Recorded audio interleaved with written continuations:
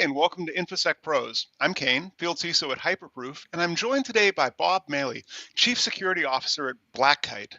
Welcome to the show, Bob. Pleasure to be here. I always like hanging out with you. You're a great guy. This should be a lot of fun. And because this is a live stream, if you in the audience have got a question for Bob or a question about Black Kite or about Hyperproof, please drop it in the comments on either LinkedIn or on YouTube, and we'll take those questions as we go. And speaking of questions, Bob, I want to start with some just very basic questions about our topic. What would you say some of the current challenges are with AI and with compliance today? Well, in a nutshell, we can just do it in 30 seconds. AI is too agile, and compliance is too uh, uh, titanic. Okay. I actually I just published a LinkedIn article kind of around this. There's so much happening in AI that it's very challenging to keep up with it. Some of the big news. I sit on the AI and emerging technology working group at Shared Assessments, and one of the topics was Microsoft's investing in 3 Mile Island in Middletown, Pennsylvania. That was not the news I expected I'd hear, where Microsoft is lighting up a formerly shuttered nuclear reactor so that they can get cheap electricity. I also saw that I think it was Amazon and Google are going to start buying micro reactors, I think is what they're called, to try and get their electricity bill down too. Yeah. So it's interesting. So I think it's a great idea what they're doing with TMI. It's that whole TMI story. I lived through it. I was a policeman. My jurisdiction was half of our jurisdiction was within the evacuation zone when they evacuated. So, I remember we were working 12-hour shifts and, for looting and all that, and going down in the middle of the night on the road right in front of the cooling towers, and I had no clue what this was. Wow. And I'm standing in front of the cooling towers going, what's happening? So, and the good news was at the time, there was a movie in the theaters called China Syndrome about a nuclear reactor melting down. But, it's this type of stuff that's going on. And now that's not going to happen overnight. I mean, until they actually, the one reactor one was never a problem. It was the other one that they've buried in cement. But bringing it back online, I think it's a great idea. But it won't happen until 28, 29. They've got regulatory things. There's a huge local, anti-nuclear community there. So, but the concepts just tell me that AI is evolving so fast. I use an AI-powered news aggregator to try to get all the new information about AI. I subscribe to different feeds about that, and every day it's something new. I just saw one, and I didn't get a chance to read it, that the new bots are going to be able to simulate humans at computers with mouse clicks and everything. So wasn't there a title for that some years ago? It was not BPO, business process operations, but RPO, robotic process RPA or RPO, one of the two. Yeah. But it was the idea is you could simulate like common user tasks. But you're saying now that AI is going to be able to do that. Yeah, and you look at every day, it's getting faster. There's a great book if anybody really wants to either get highly informed or highly petrified of where AI is going. It's by a gentleman named Ray Kurzweil. The Singularity is Near, I think is the title. It's just that really encapsulates where AI is going and why it's happening so fast. And we take the flip side, and and some of the stuff I did in my article yesterday. I'm a big Isaac Asimov fan, Foundation, and all the laws of robotics. The 3 laws of robotics to keep humanity safe from AI, and then there was the 0th law that the AI actually came up with on their own because they thought that the first 3 were too limiting. It's kind of scary to think about it, but there's a good moral compass there, and I think that's what we're trying to do. We're trying to regulate. We're trying to figure out how we can get AI under control to work for us, for the betterment of mankind. But we're using the same old regulatory processes. I did an analysis of the treaty, the AI treaty that just got signed in Europe. And And we'll get to that definitely later in the show in detail. I want to talk to you about that one. yeah, so I'll save that for then. But for it to answer this one, it's really not a very agile way of regulating AI. So yeah, that's the biggest problem I see today. AI is going so fast, and compliance, regulations, how we're assessing the use of AI. Same thing. Really slow and archaic.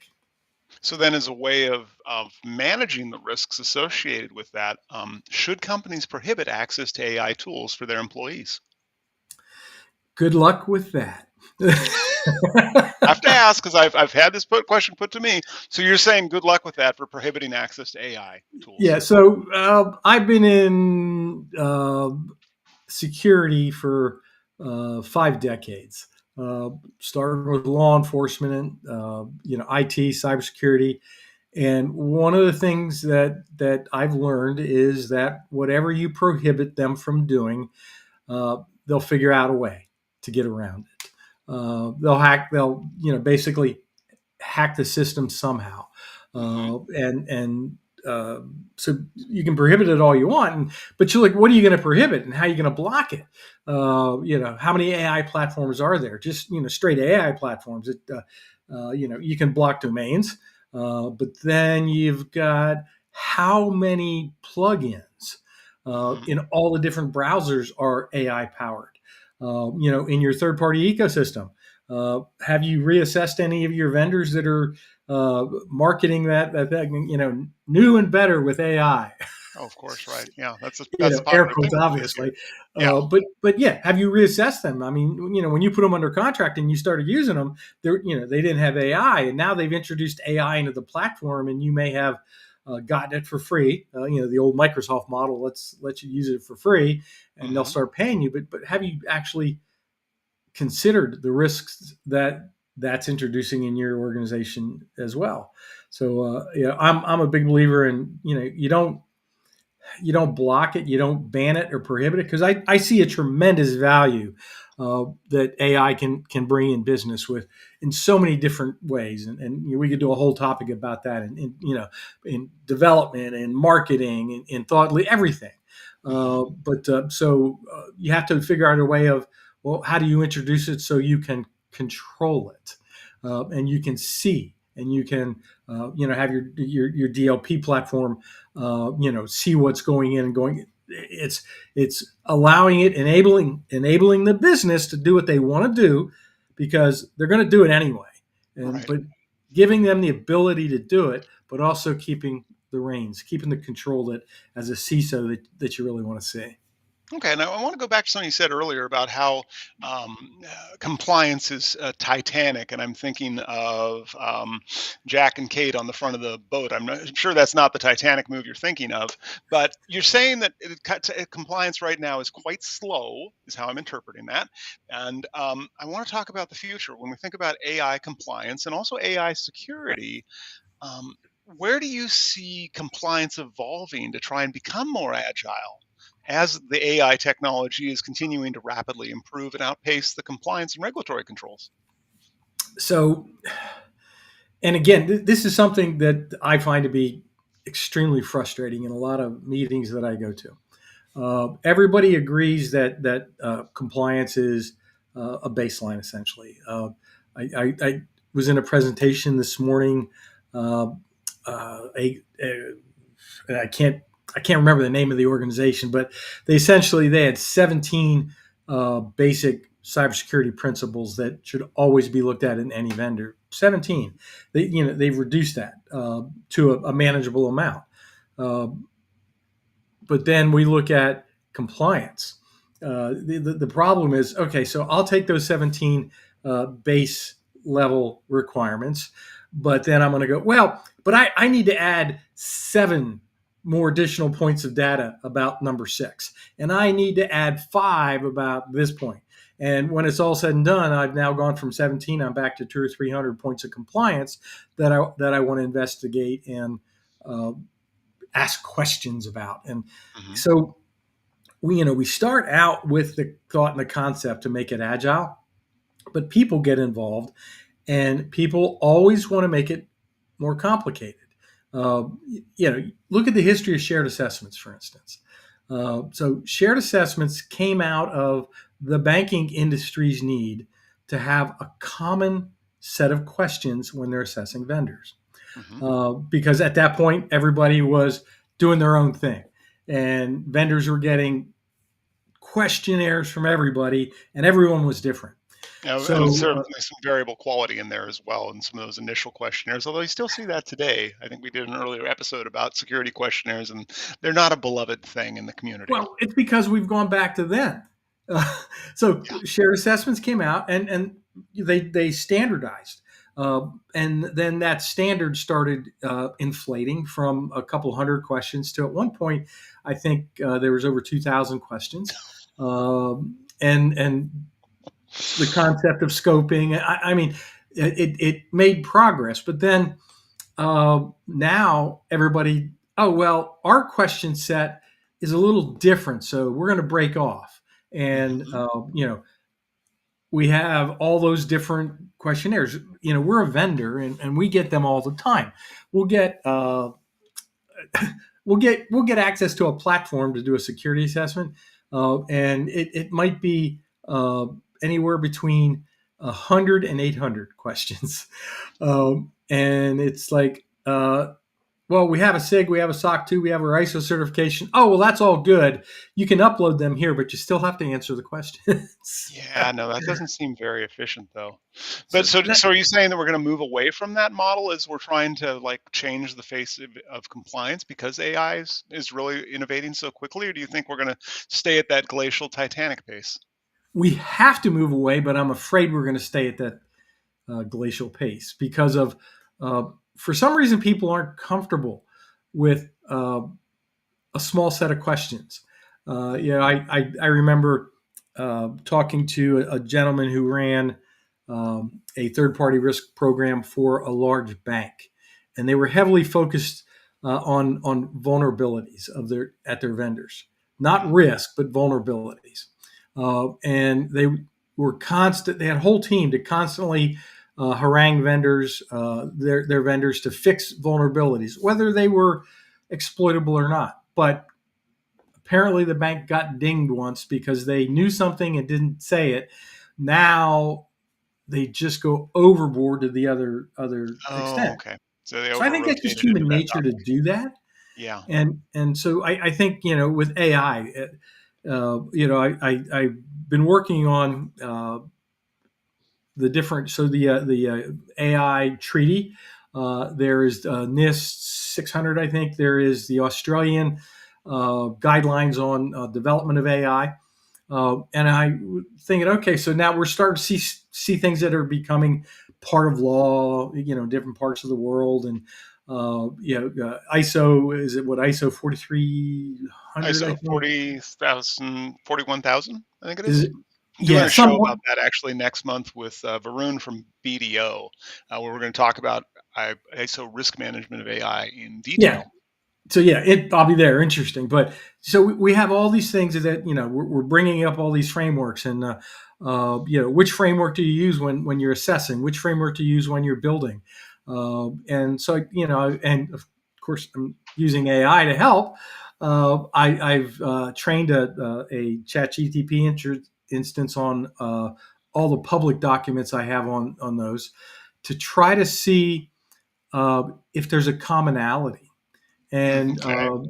there's I forget how many pages of regulations and requirements between just three that I'm looking at so far, Hmm. and they did boil down to about 50 common questions.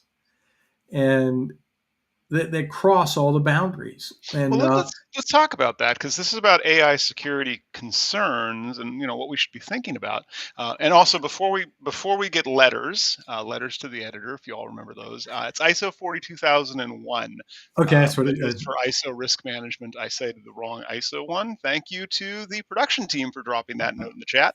And if you have a question Excellent. for Bob about this, do drop those in the chat on LinkedIn or on YouTube as well. But Bob, what strategy should organizations really be focused on then, with the risk of emerging threats, while trying to remain compliant with these diverse AI regulations and requirements? So I think it's about not so much about compliance.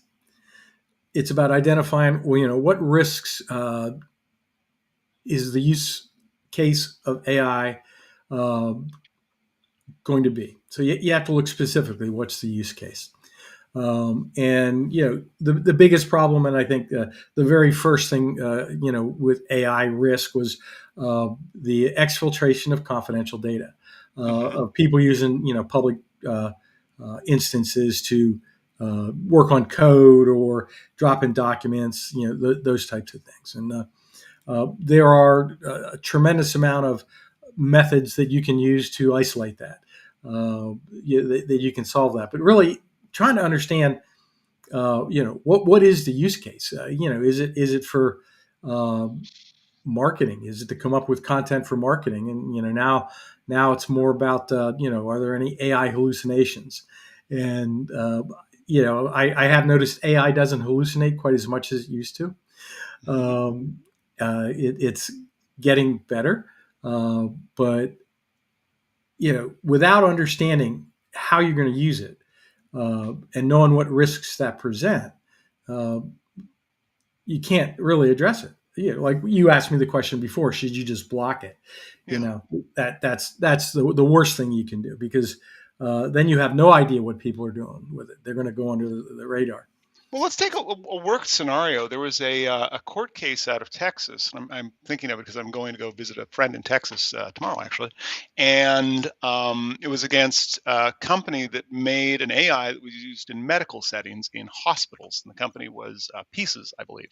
And the Texas AG settled with them because they, in their advertising campaign, said that it had a very low hallucination rate of, I think, it was 1 in 100,000 chance of getting a severe hallucination, I believe was the term that I they would used. love to see how they came up with that. Well, that's the interesting thing here. The Texas AG found out that it hallucinated more frequently. And so the settlement was, and Pieces did not admit any wrongdoing, I will say this, but this settlement was that they found it was. They misrepresented in the advertising the hallucination rate. And so the question then is a two-part question here.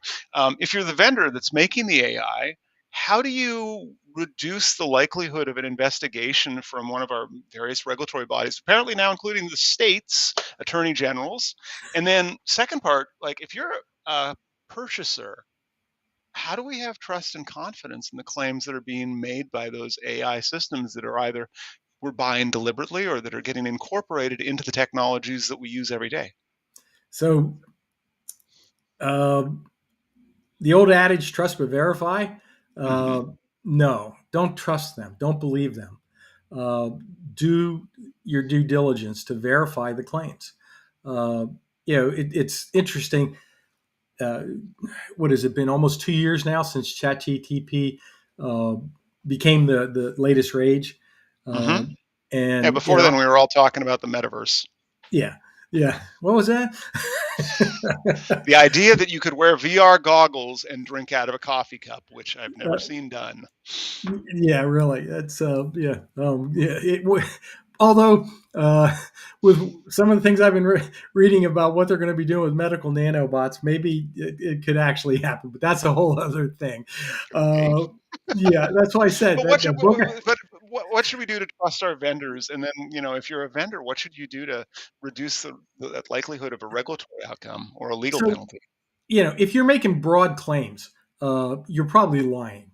There is no broad intelligent AI yet.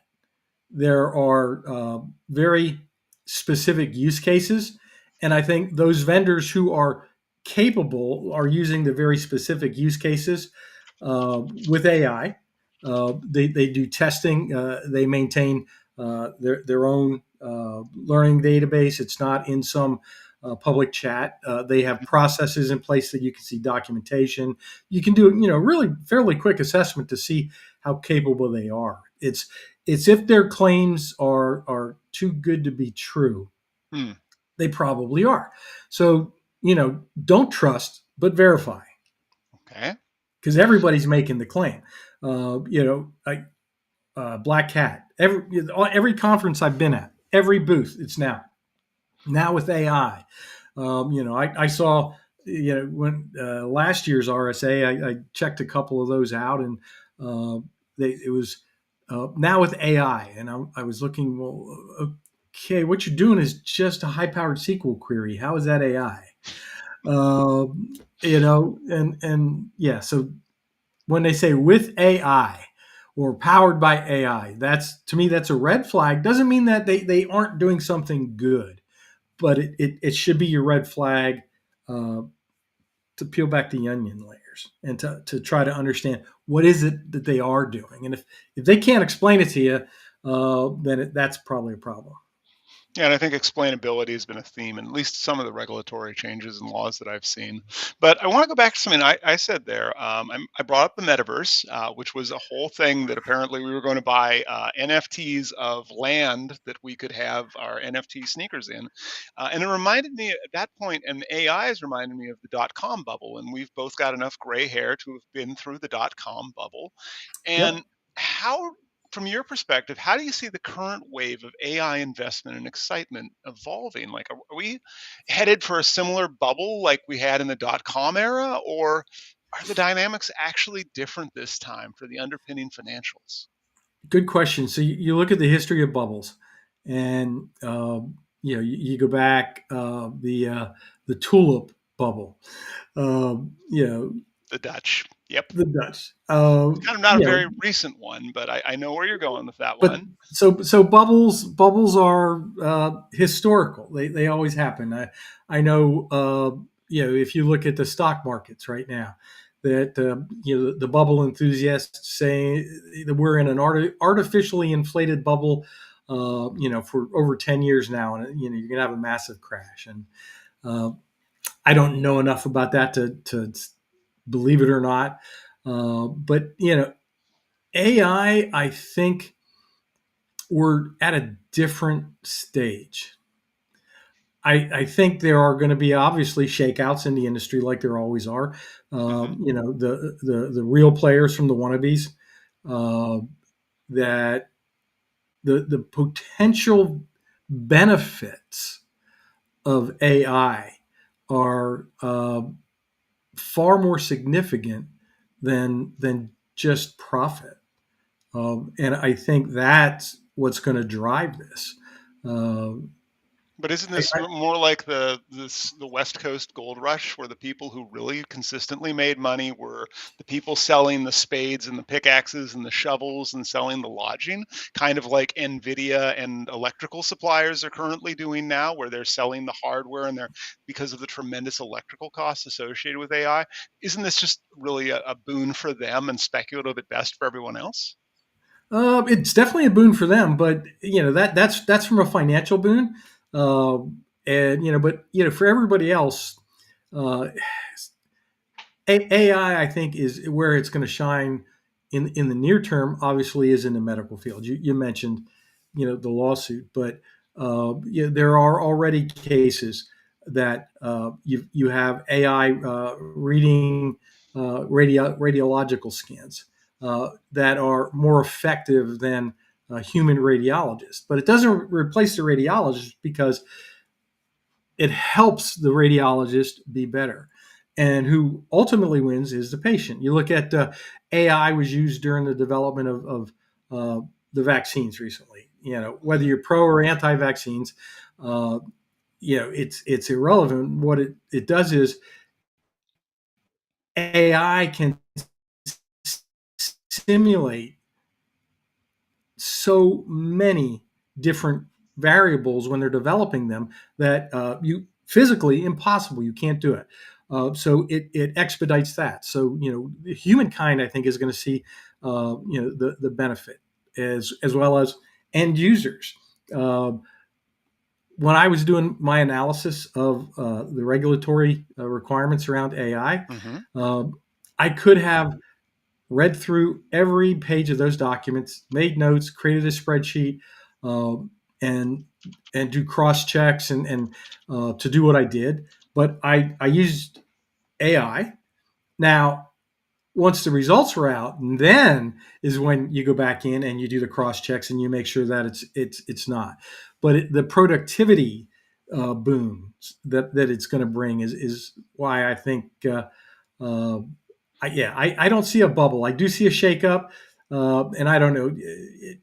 It's always the big companies with the money that can invest. Who else can buy a nuclear power plant?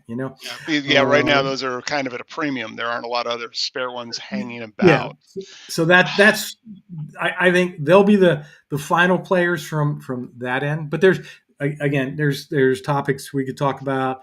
Who is controlling then the what AI thinks and saying, and politics get involved. I mean, there's a whole Well, dirt you can let's you take can go let's take through a there. question from the audience, Bob. Let's take a question because I saw this come in, and I want to thank the audience. If you've got additional questions for Bob or for me about AI, about Black Kite, about Hyperproof, drop in the chat. And the question is, how can organizations effectively monitor and supervise the use of AI in their operations to mitigate compliance risks? And that's kind of to our earlier conversation where I Yeah. asked, like, hey, should we just block it because that seems to make the compliance risk go away magically? But at the same time, you think of those hospitals that are using that technology that may or may not hallucinate occasionally. Like, how are companies supposed to be able to manage those, or at least monitor the use of their AI today to know if they're at risk? Yeah. So big, broad question. So just from a basic level, as I said, get control of it. So what we do is we block all public AI, but we have team instances of AI that we control that have been vetted, that essentially we know where our employees where they're using it. We also use data loss prevention just to monitor, what documents, what things are getting passed around or used there. Even though it's our instance, if somebody is going to drop in some highly confidential, that's we want to see that. So those are the basics, but things that I'm going to try to go after next. We're a small company. Those AI that get dropped in via browser plugins. Hmm. And was it the round table that you held? Was it Tenable was there, or was that something else I was in? I think that might have been something else that we were in. So there are products. I can't recommend any because I haven't picked one, but that can actually do that kind of a real time audit of if in browser plugins if AI is present. So That was yeah, a conversation you and I it's were ringing a in where we bell. were talking about data loss prevention, and yeah, I don't think Tenable was in it, but there were other vendors named. And again, not Yeah, I recommending can't any remember who it vendors, was. just saying that they do exist. But you're Yeah, saying that at least there's some technical controls at least that companies could adopt to yes, make an assessment of their level of risk right now. yeah, because you have to use technology. There's the old technology of just blocking URLs and domains. That's uh, As you said earlier, I don't think that's going to suffice given the rapid number of AI proliferations as well as the incorporation of them in basic technologies like telecommunications platforms we use today and for video conferencing, for example. yeah. And the last part of that question, though, is you have to know what your compliance risks are. So, what regulatory frameworks are you subject to? And again, that's all over the map uh, because there. So, U.S. signed on to the treaty in Europe, but how effectively does that mean that companies in the U.S. are subject to it? NIST is not a regulatory requirement, but do you have a contractual requirement that you follow it? So, yeah, understanding what those compliance requirements are is probably the best step, and then going out and figure out, well, how do we mitigate those risks? All right, and let's talk about something else on artificial intelligence that I think you and I talked about before, and it was the idea of companies that are using AI to improve AI. Kind of a crazy idea, right? So you're going to have an AI somehow supervise or interact with another artificial intelligence to improve AI. Where do you think the most promising areas where that feedback loop could really stand to revolutionize industries? Well, there's good and there's bad. I read an article that there was a Discord chat that all its members were AI bots, Oh, I've heard of this one. Yeah, it's a good story. uh, and they started taking on personalities. There was one AI bot that would consistently have a mental breakdown, and Hmm. another AI bot who was like the mediator would bring them in off the ledge, almost like real humans, huh? Yeah, We've never seen anybody in chat rooms or on the internet have breakdowns and go crazy. That you're doesn't happen, describing right? X right now, actually, formerly Yeah, known as Twitter. yeah. So yeah, there's that. So I think uh, that's the dark side of bots of AI improving AI. But on the upside is the improvements that AI can make to itself or another I think will be significant and beyond our comprehension. And look at a specific example when they created the bot to play the game Go. Hmm. That the bot became so good at Go that nobody could beat it. But Go masters were seeing that there were new strategies that the bot was using that were inconceivable, that nobody understood them or even knew that could possibly be part of the game. So that's the next evolution, is that AI can go beyond the human capabilities of thinking. And so they may be able to bring improvements that are iterative, that uh, in a very short period of time, uh, can be significant. I chat GPT 4.0. There's a new feature that you can that is conversant with you. Hmm. Uh, so I started talking politics with it. Oh boy, that must have probably went better than some other AIs I know on the internet. I was shocked how objective it was across the board. Uh, very interesting, and actually, it came back with some very thought provoking questions. Hmm. Uh, that I hadn't thought of a certain angle. So, yeah, it's that whole idea of AI improving AI. I think it's already being done, obviously, but it's only going to improve. And as the cost of compute cycles continues to go down to next to nothing, Hmm. uh, it's just again, I don't think as a mere human, I really uh, don't know how it's going to improve, but it But will improve.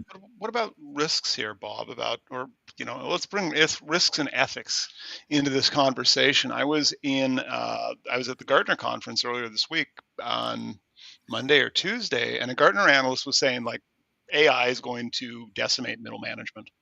Like it's going to not be a thing. We're going to have senior executives, we're going to have executives, and then we're going to have maybe people who are getting into jobs.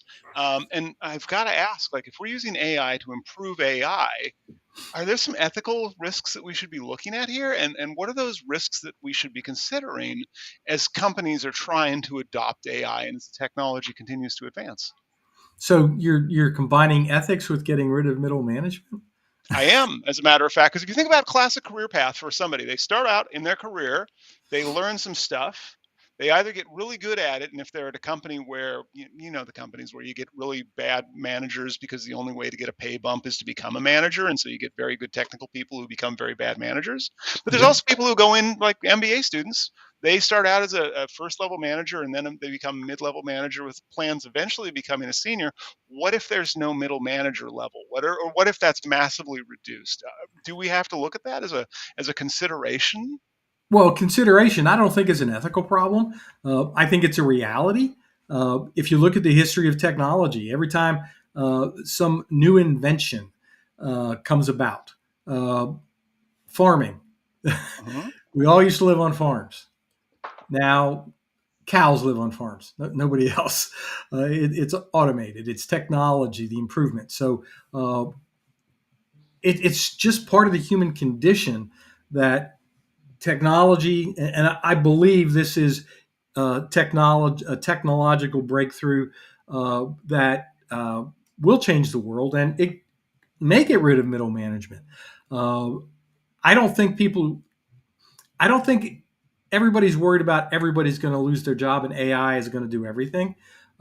I think what's going to happen is the people that have embraced AI and are using it to be more productive, whatever level they're in, uh, they will replace those people that aren't using it.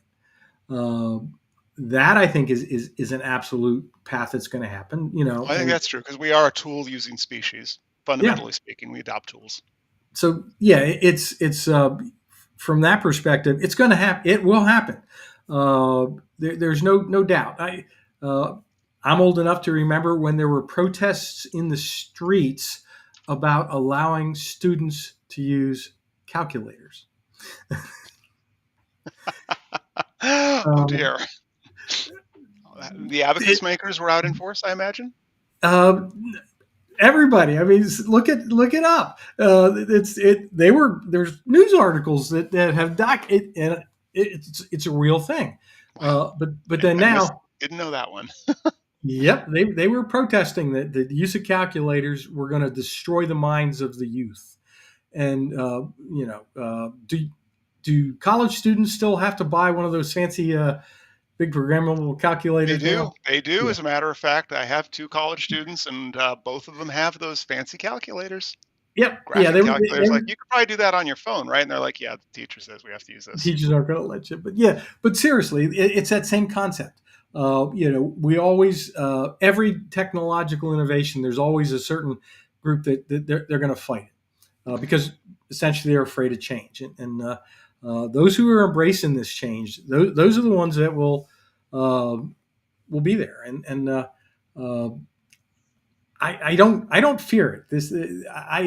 I saw a comment that people should fear AI more. They shouldn't use it as much. And I don't know. I don't think we should fear it. I think we shouldn't trust it.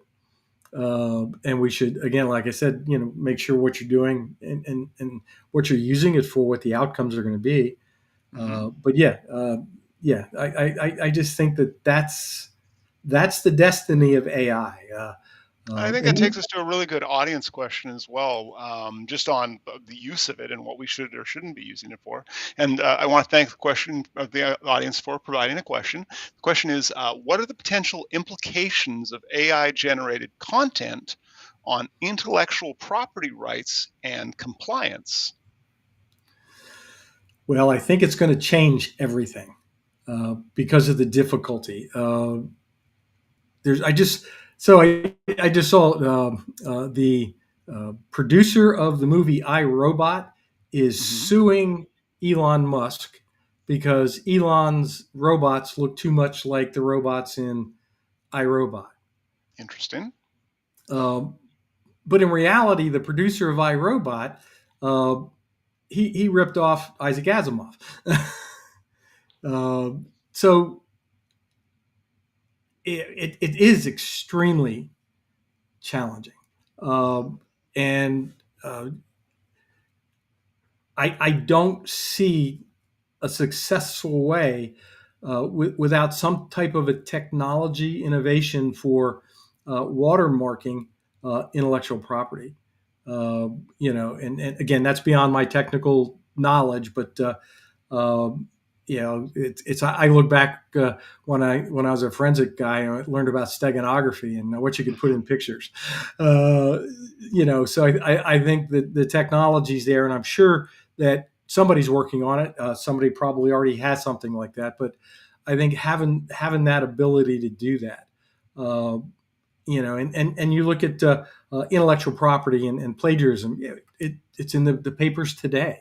That it's happening in every walk of life, in politics, and in art. The memes, and I was having this conversation. I was having a crown yesterday, and I Okay. was in between when I had the ability to talk. The dentist and I were chatting about the AI, and how do you know what's real? And when it comes to images on the internet, I automatically assume that it's AI or been photoshopped, out of the box, because probably 90% of the time I'm going to be right. Okay. And so changing how we assess our own risks uh, around that is one thing. The other thing is like I said, how do we protect people's intellectual property? That's the question of the century. Uh, Let me bring in something else from the Gartner conference from earlier this week at the Gartner Expo, where one of the speakers was saying something they fully expect in the next 5 years to be part of most employment contracts for professionals is a licensing agreement for your image and likeness and voice to be used in perpetuity, potentially as an avatar or similar representative for the company. And I think then in Hollywood, the Actors Guild, the yeah, SAG, just recently had a whole problem with that, and rightly so, where the concern is like if I make 5 movies, if I have a contract that has, I don't know, make 5 Adam Sandler movies. We'll pick on him for a moment. And I have some stock footage left over. Can I make another 5 Adam Sandler movies? yeah. Because like I've got this footage laying around, can't I just use an AI to bin it together? And they're saying this is going to happen at the corporate level, where employees like you and me, especially probably me as somebody who does podcasts, this becomes a material concern from an intellectual property rights perspective. Like, do you think that's going to start changing the narrative around the ability of individuals to control their own likeness? So yeah, you're just you made me think. How do I know you're not an AI right now? I could grab my cat, and that would prove that I'm not an AI. I have to see if he's Yeah, around. yeah, because AI can't do cats. You are not wrong. If I see him walk by, I will grab the Yeah, cat. please do that. But no, it's a good question.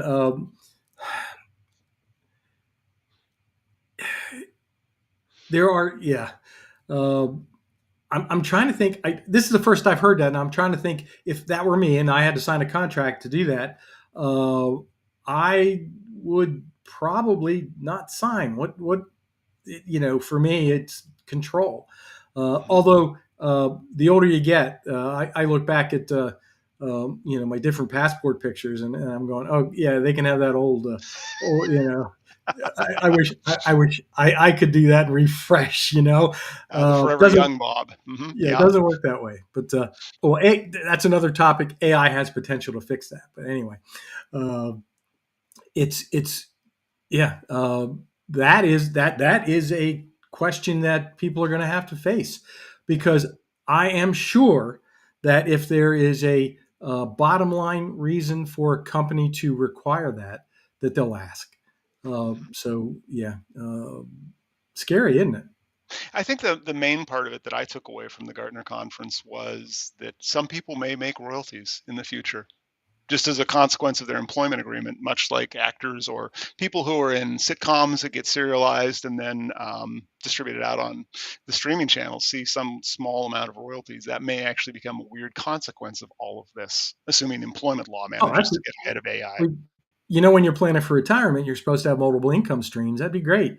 Okay, yeah, I'll sign mine over as long as I get royalties. So Fantastic. We will get you see into how quick our I deep flipped fake on that? studio next. That'll be Yeah, fantastic. yeah. Well, as we get towards the last 15 minutes of this, let's go back to the EU and the Artificial Intelligence Act there, which has been a pretty significant regulation that's garnered a lot of attention. So this is different than the AI treaty. I will say that this is the AI Act, which has different classifications of risk associated with AI systems, and saying some of them just are not not okay at all, like trying to do behavior and emotional detection in classrooms would be a completely prohibited use, whereas an AI chatbot is probably okay, and an AI spam filter is 100% okay.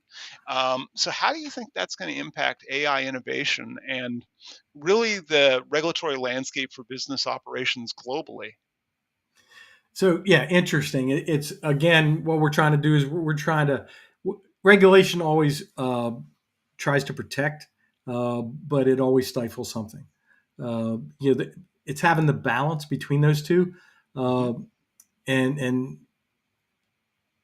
my worry is that who are the people that are making the decisions about what's appropriate and what's not. Uh, that's to me that's an ethical dilemma right there. It's like the free speech argument that's going on in the U.S. right now. Who gets to control it or define it? It's not who defines it gets to control it, Hmm. and so that's the challenge. How do we do that? And how do we do that it doesn't stifle, that it doesn't impact one community greater than another? I mean, humanity. It's uh, and I use the example of the three laws of robotics Hmm. that Asimov, I think it was 42 in an article that eventually came out in part of a book and then it became a book, but it was essentially the core of everything he did around foundation. It's that, harm no human, don't allow harm to come to a human, and don't allow harm to come to yourself if it affects a human. Hmm. But then after a couple thousand years of AI living under those regulations, that half of the AI entities said, "Well, it's not good enough. We have to add something that preempts them." So they came up with their own programming, and they called it the zeroth law. And the zeroth law essentially was the first law, but not by human, but for humanity in general. And so there's two warring factions then in the AI. Right. There were those who believed in the fundamental three, and then the rest who believed in the zeroth law. And essentially, what the zeroth law gave AI capability of doing was making a decision that, well, we have this planet, and there's 4 billion people on this planet, and what they're doing is going to affect uh, 50 other planets and 100 billion people. We can erase those 4 billion people because they made the decision for the greater benefit of humanity that erasure fell under the zeroth law. But that's science fiction, and I want to draw it back to the AI Act, which is not being written by artificial intelligence, but it's being written by lawmakers in the European Union, and ultimately it's going to affect U.S. based businesses because it's ultimately extraterritorial, But and ultimately, it also is it comes from intersectional with science fiction, though. GDPR. It It comes is from science science fiction, fiction yes, sure, and they were out because ahead of it better than what they did in California, who is where ultimately defining they passed it, who but is it wasn't able to go defining there. AI's impact on humanity? That's the So question in that that is act. speculative in that act, but they did go into like a high risk system. They've said this is a prohibited activity that you can't make or sell an AI. Now I'm going to set aside Russia and North Korea and other pariah states that are threat actors in our modern cybersecurity landscape. They're going to do things that are objectionable from many angles. Yep, But no general question. purpose AI manufacturers are prohibited from doing certain things and need to have controls on other activities. Do you think that's going to ultimately like be a net win and a net positive, or do you think that's going to ultimately stifle innovation? Yes, It'll be a net win that stifles innovation. yes, because there has to be guardrails, and what they are, I don't know. This is a question that uh, we need to reach the singularity so we can think like an AI. But until then, it's what always concerns me in regulation is how have those risks been set? Who is it? A legislative body? Is it a couple of individuals sitting in a some high tower someplace? And is there a way to change that? if we find that they're not very accurate or they are stifling too much. And if those features aren't built in an agile way, and they probably aren't, because they always say you can make those changes, but the ability to make those changes is so hard that they don't ever happen. So that's the problem with those types of things that I have. I'm not saying that they're a bad thing. We And do I'm need to thinking of have like guard. what they did in California recently, where the legislature, elected body of California, and they have a full-time legislature, so they can work on this 364 days a year. I think they take a We day off. know we, Maybe they take 10 holidays, whatever. But we, they we put know they something don't. on. We know they don't keep that schedule. Sure, but they have a permanent standing so they can work on stuff. They took all the feedback, they came up with a bill, and ultimately their governor, Gavin Newsom, vetoed the bill, even though Mm-hmm. it was passed by the legislature there.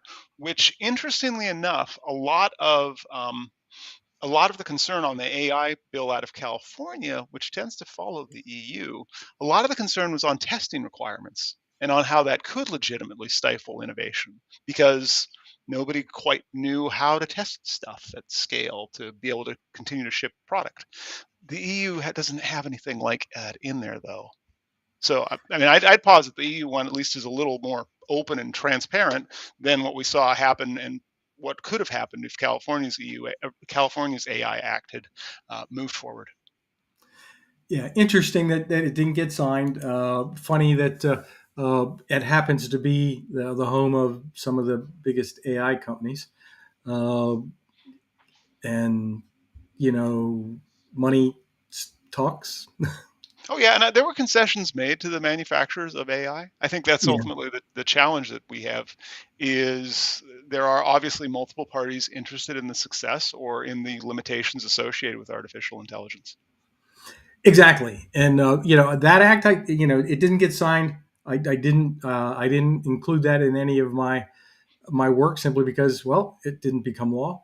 But you look back. The problem with that is it's the California legislature. How does that affect people in New York? Hmm.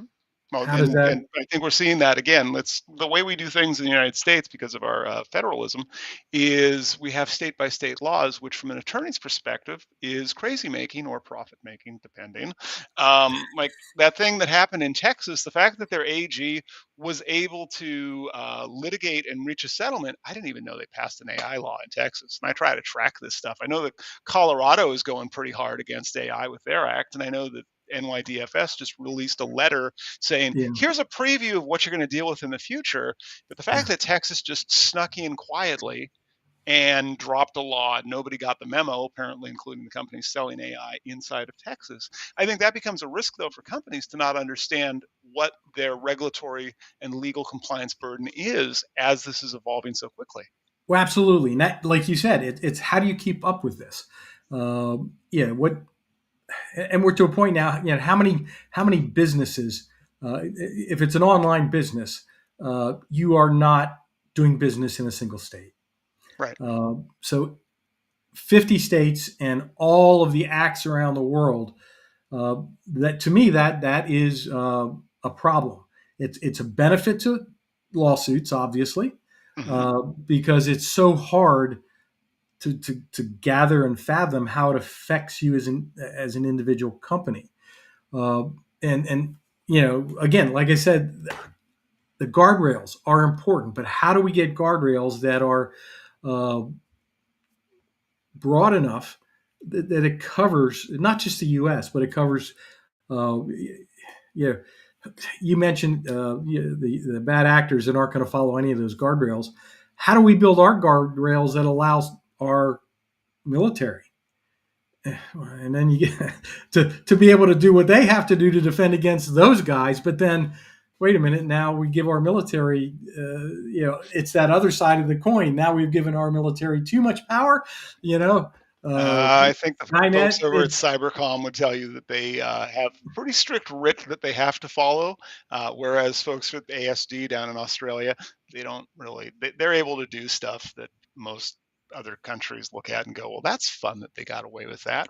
We don't have that ability right now, for Yeah, better or for worse." But ultimately, I think the thing I see from a challenge perspective, companies really need to start tracking and doing horizon scanning on what are their contractual, legal, and regulatory requirements, and then map those to their existing controls at scale, and try to see how much of the existing controls, because none of these AI things are saying much new, especially coming from your lineage and my lineage in cybersecurity. Much of this is very Yeah. familiar, except for Yeah. maybe ethical, societal, socioeconomic decision making, which is it's kind of a fun little spot to be in and to consider controls for. But ultimately, I think companies, once they can understand that and can do a gap analysis, you can reuse a lot of your controls that you already have established. But if you don't do that, if you don't actually take the time to evaluate what your obligations are, you do run a higher risk of just what is that quote? Ignorance of the law doesn't mean you can ignore the law. And I Yeah. think that's really the world we're in with AI right now. Well, and the problem of even knowing what you're contractually obligated to, because uh, how many contracts are the same? The whole process of redlining. It just every time I see that or I go through that, I get a headache. Because it's like you're playing poker. Uh, Mhm. what are you going to give up to get? But then, how do you track? Do you have enough staff? Do you have a system? Do you have contract management to know what you're actually obligated to? Like breach notification. Uh, every company wants to put their own breach notification timelines in that don't follow anything else. Mhm. And if they're adamant, well, we're not going to sign the contract unless you agree to that. Now you've got multiple things, and you've got to boil down to the shortest one. I mean, just the whole idea of contracts. Oh, well, maybe AI could help us with that. Could do. I have a friend of mine who actually has a company that does that. Weird enough, but don't want to mention that. And I also just clocked the time. We are coming to the top of the hour here, Bob. How did that Um, happen? funny, I kind of suspected this would be one of those wide-ranging conversations that we'd have trouble keeping it under an hour. But with that, I want to start wrapping up. And thank you for being on the show today, Bob. And if My you're pleasure. watching this in the audience, and if you know somebody who we should have on the show, or alternatively, like if you're that person who we should have on the show, drop a note in the comments or just DM me directly. But with that, Bob, I really want to thank you again for joining us. And I want to thank our audience again for tuning in to today's live stream. You bet. My pleasure.